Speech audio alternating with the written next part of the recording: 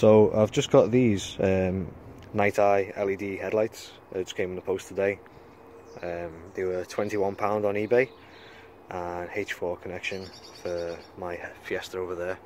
And I'm just going to show you what the sort of the spread of the beams like, and you know, just how bright they are really.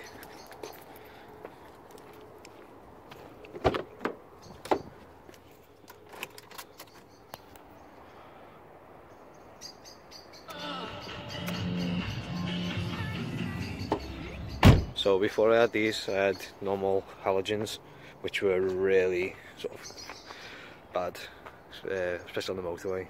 They didn't have a good beam spread.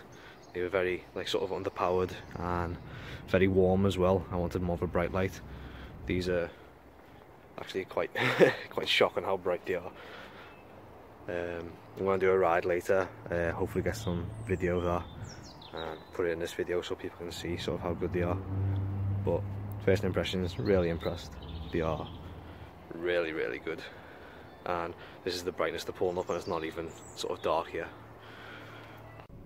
So I've gone and found a quiet road where there's no one and there's barely no light, and I'm going to show you the headlights now. So that's just normal, that's the main beam and off, sorry, high beam and off.